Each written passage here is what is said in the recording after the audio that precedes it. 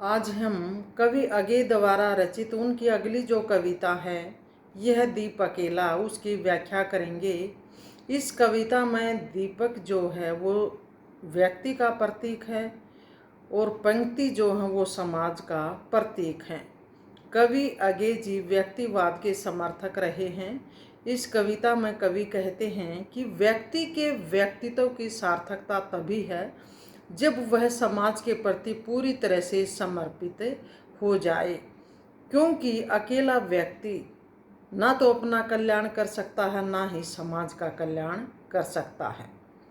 तो उसे पूरी तरह से समाज के प्रति समर्पित हो जाना चाहिए, तभी व्यक्ति के व्यक्तित्व का विकास होता है, ऐसा कवि का कहना है। और हम भी इस बात से हम भी समर्थन करते हैं अगे जी की इसी बात का, क्योंकि व्यक्ति जो है बेटा वो समाज से कटकर रह ही नहीं सकता।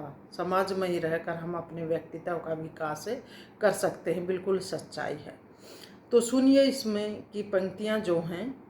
यह दीप अकेला स्नेह भरा है, गर्व भरा मद माता पर, इसको भी पंक्ति को दे दो।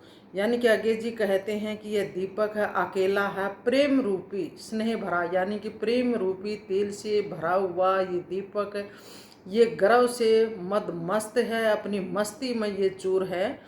तो इसे पंक्ति को यानी कि समाज को समर्पित कर देना चाहिए, क्योंकि उसका महत्व और ज़्यादा बढ़ जाता है। यह जन है गाता गीत जिन्हें फिर और कौन गाएगा, पंडुबा ये मोती सच्चे फिर कौन करती लाएगा। कवि कहता है ये दीपक तो ये सच्चा जन है, यानी कि गाता गीत, जो ये गीत गाता है, जो इस सुरीली आवाज़ में ये गा रहा है, उस जैसा तो कोई भी नहीं गा सकता। ये वो पंडुबा है, ये वो सच्चा पवित्र वो गोताखोर है, वो श्रेष्ठ गोताखोर है जो सच्चे मोती कौन करती, इस जैसे कोई नहीं ला सकता। जो सच्चे मोती को सागर से ढूंढ कर ला सकता है, कोई विरला ही ला सकता है। यह समीधा है ऐसी आग हठीला विरला ही सुलगाएगा।